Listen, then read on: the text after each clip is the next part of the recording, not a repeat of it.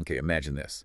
A country where the land itself, the very ground under your feet, is believed to have been made by gods, Hmm. where huge, powerful storms are called divine winds. Right. And get this, where a giant catfish, like under the earth, is supposed to cause earthquakes. It's like fantasy, doesn't it? It really does. Yeah. Like something from a movie. But, for the people of Japan, these beliefs, they're not just stories. They're woven deep, deep into their identity, their history, how they see the world. Exactly. And that's what we're diving into today, Japan's worldview. Worldview. Okay, what exactly does that mean? Well, think of it like your personal pair of glasses. It's how you see everything around you, your beliefs, your values, your culture. Like what makes you you? Precisely. All right. And for a whole country, it's what makes them them. And for Japan, its unique islands, its history, its culture, they've really shaped everything about that perspective. And you, our listener, you've given us some amazing sources to dig into this. We've got articles, history stuff, maps, even some incredible art. Mm. So our mission today is to sort of unpack all that, find the most important parts of how Japan's people came to believe and live the way they do. Mm-hmm. And we really want to make this clear for you, especially our grade 8 listeners. Right. We'll look at how being islands protected them, how nature was both beautiful and, well, dangerous. Yeah. What they ate, how that became like their money system, and even how they saw themselves as kind of one big family. And yeah, we really want this to be super clear for you, especially if English isn't your first language. We'll break down tricky words, give lots of examples. Absolutely. And as we go, think about your home, your family, your traditions, all the things that make you who you are. Because today, we're doing that for Japan, exploring what makes it so unique. Let's dive in. Okay, so let's start with the land itself, Japan. When you picture it, maybe you think of one big landmass. Mm-hmm. But it's not like that. No, it's actually a string of islands, 4 main ones, yeah. 4 main islands and then over 3,000 smaller ones. It's amazing. Stretching for, what, 2,500 kilometers? Like a long, thin necklace of pearls out in the ocean. That shape is key, isn't it? Absolutely crucial. That island geography created, well, natural isolation. Isolation, so being separated. Exactly. Think about it. The ocean waters all around acted like a giant shield for centuries, protected them from outsiders. Unlike, say, Europe, where there were constant invasions and stuff. Here, Japan had this natural defense. Before the 1500s, European ships just couldn't easily get there. It was too far, too dangerous. It took months. Wow. Even the sea between Japan and Asia, about 185 kilometers, that was pretty rough, hard to cross regularly back then. So it wasn't just about keeping people out, was it? It feels like it also let them develop their own thing inside. Definitely. That long period of being relatively undisturbed, it let their own culture, their own way of life, really take root and grow deeply. Without constant outside pressure. Exactly. Art, philosophy, social rules, everything could develop in a uniquely Japanese way. It wasn't just protection, it was like an incubator for their distinct identity. Okay, and this is where it gets really fascinating, connecting to that identity, the mythology. Their islands weren't just there, they were created by gods. Mm-hmm. A really powerful origin story. Tell us about it. Who were the gods? Well, there were 2 main divine beings, Izanagi, the male kami, and Izanami, the female kami. Izanagi and Izanami. Okay. They stood on the floating bridge of heaven, took this amazing spear, dipped it into the ocean, and churned. Churned the ocean. Yeah. And the salty drops that fell from the spear, those became the first islands of Japan. Wow. So the islands themselves were born from the gods. Exactly. And that story immediately created this powerful belief that Japan is, favored and protected by gods. Makes sense. And Izanagi and Izanami also bore many other kami sacred spirits. And these kami didn't just stay in heaven. They lived in the mountains, the rivers, the trees of Japan. So the whole land was sacred, filled with spirits. Pretty much. It gave people this incredible sense of pride, a unique identity tied to the divine. Imagine feeling your home was literally made and watched over by gods. That would definitely make you feel special. Mm-hmm. And then something happened in history, right, that made this belief even stronger, like real-world proof. Yes, a huge event, or rather, 2 events. In the 1200s, the Mongols, who had conquered, most of Asia, they tried to invade Japan. The Mongols, wow, they were powerful. Incredibly powerful. They tried twice, once in 1274 and again in 1281. Huge fleets, thousands of warriors. So what happened? Well, the Japanese fought back bravely. But both times, these massive storms, typhoons, hit the fleets. Typhoons. Like hurricane. Exactly. They just destroyed most of the Mongol ships, wiped them out. Whoa. The Japanese saw this and called the storms kamikaze. Kamikaze. Yeah. That means divine wind, right? It does. They truly believed the gods had sent these winds to save their sacred islands. There's even a scroll from around 1293 that shows the battle of the Mongol ships sinking. It really captures that feeling. So the gods literally sent hurricanes to save them. Twice. That would absolutely cement that feeling of being protected, wouldn't it? Without a doubt, it wasn't just luck. It felt like undeniable proof. It reinforced that idea of Japan as a special, sacred land, directly defended by the gods. It shaped their whole sense of national destiny. In Japan is often called the land of the rising sun. That's not just a pretty name either, is it?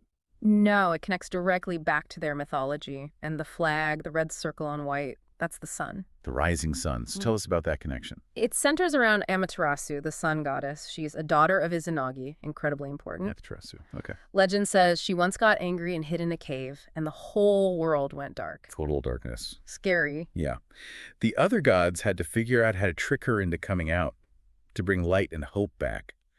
There are famous artworks showing this moment, like one by Kunisada Utagawa from the 1800s. It shows how vital the sun, light, hope were in their thinking. And the really crucial link here, the emperors. Exactly. The emperors of Japan were believed to be direct descendants of Amaterasu herself. Wait, direct descendants, so like related to the sun goddess. That was the belief. It meant they weren't just rulers, they were seen as divine, godlike representatives of the gods on earth. That's huge. That gives the emperor incredible authority, doesn't it? More than just a king. Immense authority. And it fueled this incredible national pride, this sense of purpose. There was this thinker in the early 1800s, Aizawa Seishisai. Okay. He wrote that Japan was the divine land where the sun rises, and basically the model for all other nations, that it sort of radiated its light over the world. Wow. So they really saw themselves as central, as special. Deeply. It shows how tied their divine origins were to their sense of national importance. Even maps from that era often place Japan right at the center. So that flag, the rising sun, it's packed with meaning. History, myth, identity, it's all there. It makes you wonder, for you listening, what's on your country's flag? What story does it tell about how your people see themselves? Good question. Okay, so Japan. Lots of islands, divine origins. But you mentioned how mountainous it is. How much of that land could people actually live on or farm? Yeah, that's the catch. Not much. About 80% of Japan is steep, forested mountains and valleys, really hard to build or farm there. 80%. So only 20% is left. Actually, only about 18% is level enough for farming or building homes. 18%. That's tiny. Yeah. Especially when you think about the population. Japan's about, what, 60% the size of Alberta, but has way more people. Way more. Over 127 million now. Even back in 1600, it was around 12 million people, all squeezed into that 18% of the land. Wow. That's incredibly dense. So where did everyone end up living? Mostly along the coast and in the river valleys where it was flatter. Cities like Tokyo today are famous for being unbelievably crowded. Right. Think of it like everyone in a huge school having to live just in the hallways because the classrooms are too steep. That's a great way to put it. So living that close together must have really affected how people interacted. Absolutely. You have to be considerate, polite, follow social rules very carefully when you're living elbow to elbow like that. It probably helped ideas and culture spread quickly, too, in those dense areas. Yeah, you'd have to cooperate. How do you think living so crowded affects people? Would it make you more polite? Maybe more competitive for space? What do you think listening? It's interesting how our space shapes us. It definitely fosters a strong sense of community, but also requires really strict social harmony. Every bit of land was precious, so they got incredibly good at using it efficiently, like with terrace farming on hillsides. Working together wasn't just nice, it was necessary for survival. Okay, so we have the islands, the gods, the limited space shaping their identity. But what about nature itself? The beauty, but also the danger, right? Nature in Japan, it's not just scenery, is it? It's like a massive part of their national pride. They have really clear seasons. Very distinct, predictable seasons. Spring, summer, fall, winter. And they don't just happen, they celebrate them. With festivals and things. Yes, festivals, rituals, art. It's all tied to the seasons. The cherry blossoms, the sakura in spring are probably the most famous example. Oh yeah, everyone knows the cherry blossoms. Yeah, they're incredibly beloved. The official Weather Bureau even tracks the blossom front as it moves up the country so people can plan picnics called hanami. That's amazing. And they symbolize something important, don't they? They do. They symbolize new beginnings, incredible beauty, but also how short beauty in life can be. A reminder that beautiful things don't last. There are gorgeous old paintings, like one from the late 1600s called Picnic Scene, showing families celebrating under the blossoms. And poetry, too, like that famous haiku by Basho. Temple bells die out, the fragrant blossoms remain, a perfect evening. Yes. So simple, but so evocative. Captures that fleeting beauty. And this deep connection to nature, this reverence, it's at the heart of Shinto, Japan's ancient religion. Shinto. Okay, tell us about that. Shinto is really all about the love of nature. The core belief is that sacred spirits, the kami we mentioned earlier, live in natural things. Mountains, ancient trees, waterfalls, even special rocks. So spirits are everywhere in nature. Everywhere. Amaterasu, the sun goddess, is the most important kami, but there are countless others. This leads to this ideal of living in harmony with nature. You see it in Japanese arts like ikebana, flower arranging, and their famous garden designs. And they have festivals for the kami. Yes, matsuri. Festivals throughout the year to honor the kami, often tied to planting and harvesting. It really weaves nature into the fabric of daily and spiritual life. It sounds less like a strict religion with rules and more like a way of life, a way of seeing the sacred in the world around you.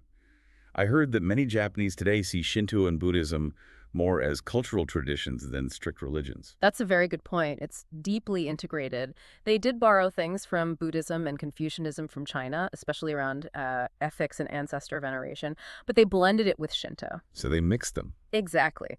Many homes have both a Buddhist altar, the Butsudan, for ancestors, and a Shinto shrine, the Kamidana, for the local kami. It shows that selective adaptation, again, taking ideas but making them fit. That's really interesting. Do you, listening, have celebrations in your culture tied to nature or seasons? What do they mean to you? It seems like such a universal human thing. It really does. Now, speaking of spirits and nature, we have to talk about the Ainu, the indigenous people of Japan. Their connection sounds even deeper. It is, profoundly so. The Ainu lived in the North Isoki, now Hokkaido, for thousands of years. For them, nature isn't just important, it's utterly dominant. Dominant, how so? They see things like fire, water, wind, animals, plants as actual gods called kamui who visit the human world. Kamui, so like the kami in Shinto, but maybe even more central. Arguably, yes. The brown bear, for instance, is one of the most important kamui. They have a special ceremony to respectfully send its spirit back to the kamui world after a hunt. It's a relationship of deep respect and reciprocity. Wow. An Ainu leader, Kayana Shigeru, once said, "Our culture and language are inspired by nature, and so is our art. It flows directly from their environment." That reminds me of some indigenous beliefs here in Canada, like the Dene people saying the land itself makes them who they are, that deep, inseparable connection. It's a very similar, powerful concept, identity flowing directly from the land and its spiritual forces. It's a holistic worldview where everything is interconnected and sacred. But nature in Japan isn't always gentle and beautiful, is it? Oh. It has a really dangerous side, too. A very dangerous side. Japan sits right where several huge tectonic plates meet. These massive pieces of the Earth's crust are constantly grinding against each other. And that causes earthquakes. Exactly. Lots of small ones, but sometimes truly devastating large ones. And when a big earthquake happens under the ocean... That can cause a tsunami. That word is Japanese, right? It is. Harbor waves. These aren't just big waves, they're incredibly powerful walls of water that can travel huge distances and cause catastrophic destruction when they hit land. Terrifying. And it's not just earthquakes and tsunamis. No. In late summer and fall, they also get hit by typhoons, those violent tropical storms, like hurricanes, strong winds, heavy rain, flooding. So many threats. Are there examples of really bad disasters? Sadly, yes. The 1923 Tokyo earthquake killed around 140,000 people. A volcanic eruption in 1792 killed over 14,000. Tsunamis and typhoons have killed thousands over the centuries, too. The threat of a major disaster is just always there. Always looming. How does that constant threat, that knowledge that nature can turn violent any second, affect people? How does it shape their worldview? It has led to a cultural characteristic often described as stoicism. Stoicism, what's that? It means being patient, controlling your emotions, enduring hardship without complaint, focusing on what you can do. The Japanese learned they had to adjust and adapt. They couldn't stop the disasters, so they focused on rebuilding. Exactly. After every disaster, the pattern was to start over and rebuild. People who saw the aftermath of the 1868 Yokohama earthquake were amazed at how quickly the Japanese just got on with rebuilding. It reflects this incredible resilience. Like a really strong spirit, a belief they'll get through it together? A very strong communal spirit. And they even created stories to help understand and cope with these terrifying events. Stories. Like what? Well, the most famous is probably Namazu. The giant catfish. Yes, this giant catfish living in the mud under the earth. When he thrashes around, it causes earthquakes. And isn't there a god trying to hold him down? That's right, the god Kashima. He uses a huge stone to pin Namazu down, but sometimes Kashima gets tired or distracted, Namazu thrashes, and boom, earthquake. That's such a creative way to explain something so scary. Did they make art about it? They did. After earthquakes, artists made woodblock prints called Namazu-e. Namazu, okay. These prints often showed Namazu being punished, or sometimes even promised good luck to people who bought them. They were meant to cheer people up, help them process the disaster, art as a coping mechanism. That's amazing. Using stories and art to build resilience. And sometimes those legends hold grains of truth. There was a story of an orphan tsunami in Japan in 1700, a tsunami with no local earthquake.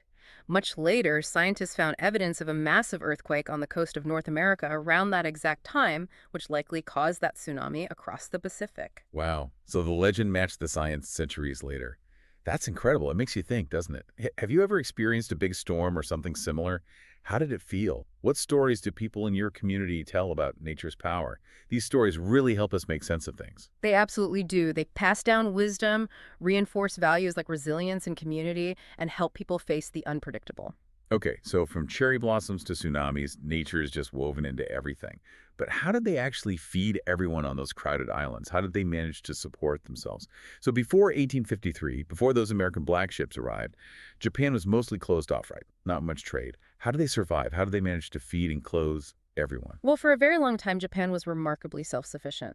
Self-sufficient, meaning they could provide for themselves. Exactly. They could meet almost all their own needs without relying on other countries.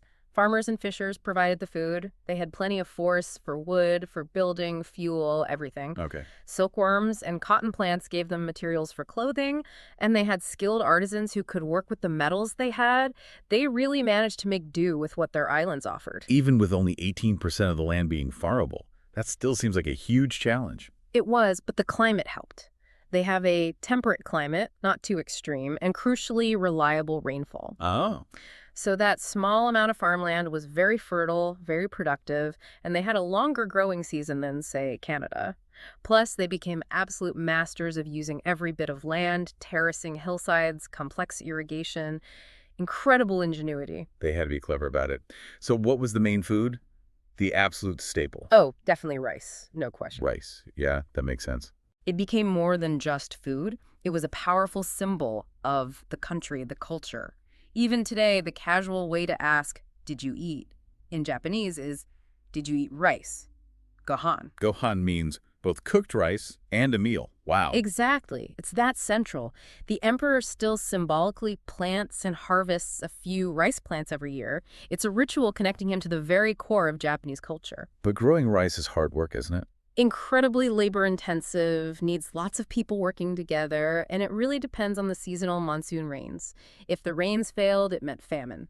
Big trouble. So it was vital food, but you mentioned earlier it was like money, too. For centuries, yes, rice was the money system. How did that work? The value of land was measured by how much rice it could produce. A person's social standing or wealth was often determined by rice. A lord's power and rank depended on the total rice output of his territory. Seriously, so lords were ranked by rice? Literally. It dictated the entire economy, social structure, everything. Imagine getting paid in rice. It just shows how fundamental it was.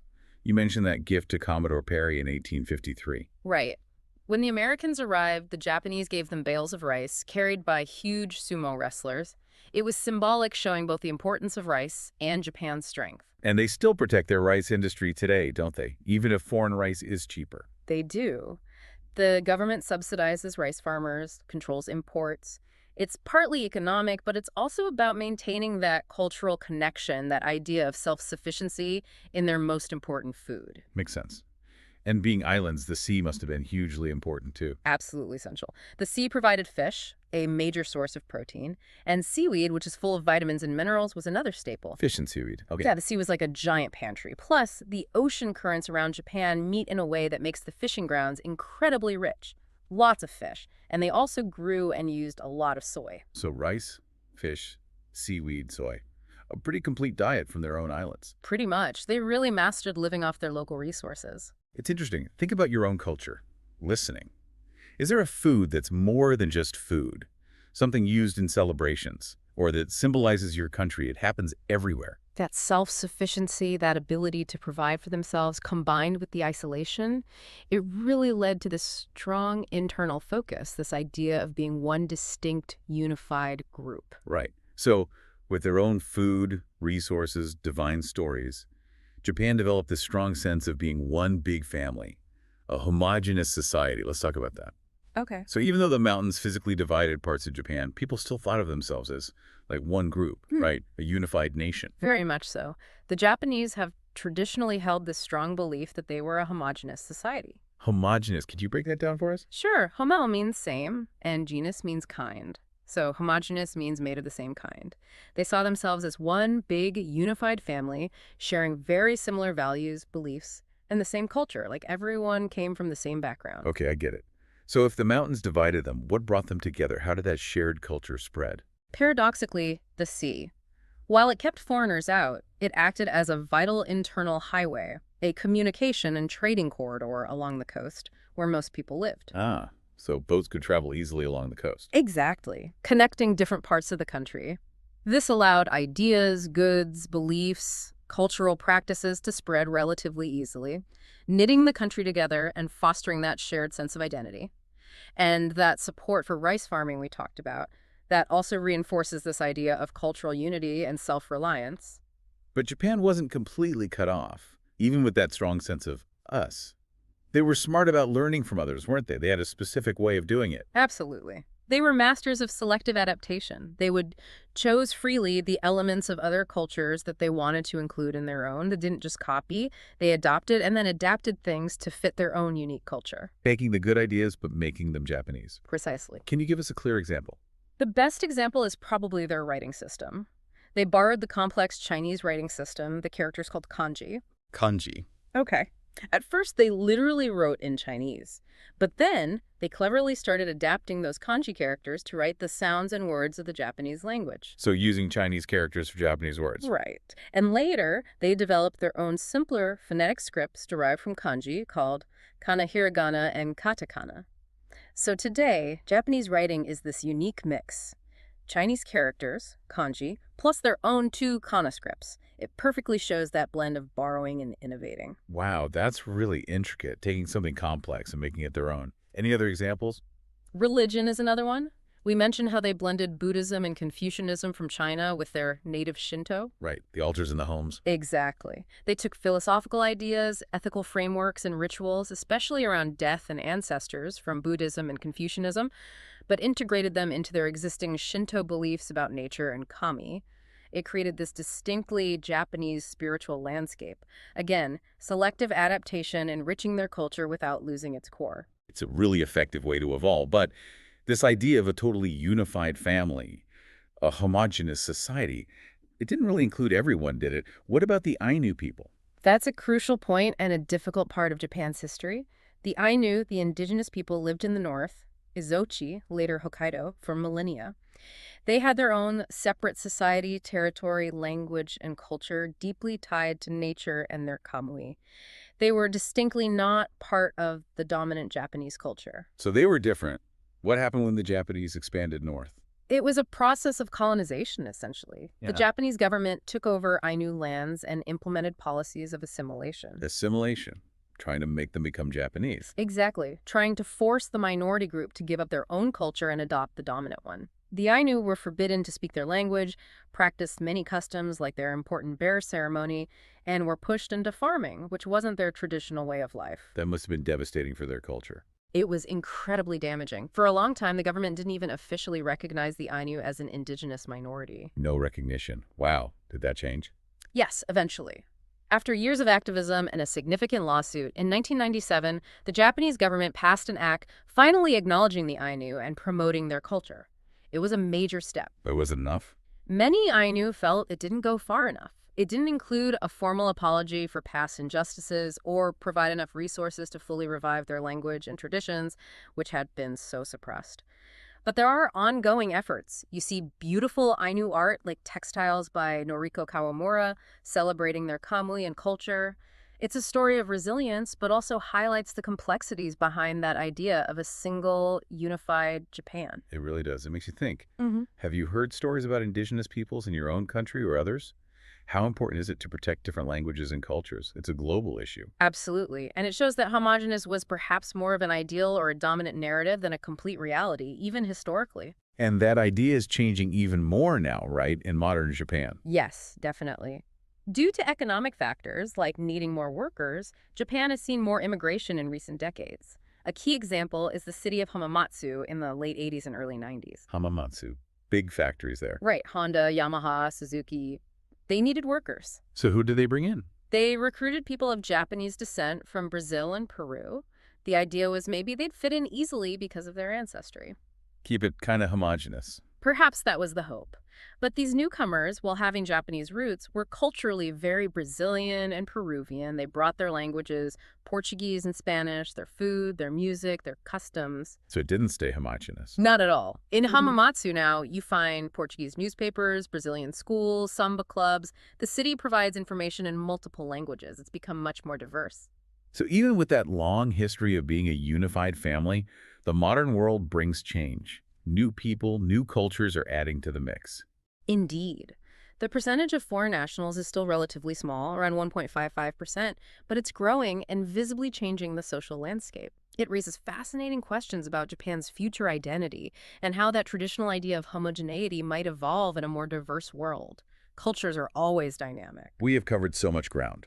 From gods creating islands to killer earthquakes and catfish, rice being money, and now this evolving diversity. So what's the big takeaway for you, our listener? #tag outro. Okay, so let's recap. We learned Japan's island geography wasn't just about protection. It fueled a belief in a divine origin, feeling chosen by the gods. And how nature, both beautiful and terrifying, shaped their spirituality, Shinto kami, and built this incredible stoicism and resilience. Yeah, that ability to rebuild. And how Japan was self-sufficient for so long, with rice being absolutely central, food, culture, even money. Right. And then the idea of being a homogenous society, but also how they practice selective adaptation, borrowing but making things their own, and acknowledging that homogeneity wasn't the full story, with the Ainu experience in growing modern diversity. Understanding all this about Japan helps us see the amazing variety of ways people live and think around the world. It really shows how much our surroundings, our geography, our history, the stories we tell make us who we are. It really does. And it should make us think about ourselves, too. How does your environment where you live shape your identity? What about the stories and traditions in your family or culture? How do they influence your beliefs, how you see things? Definitely food for thought. And here's something else to chew on. Japan's identity was so strongly linked to being isolated, to being this unified family. So what happens now? As the world gets more connected, as new people and cultures arrive, can a country hold on to its core identity while also embracing newness, embracing diversity? That's the big question, isn't it? Many countries grapple with this. What parts of culture feel essential, need preserving, and what new things can be welcomed to create something even richer, maybe more complex? Something for you to definitely ponder. Well, that's our deep dive into Japan's worldview for today. We really hope you learned something cool and feel inspired to keep exploring. Thanks so much for joining us on this journey. Until next time, keep digging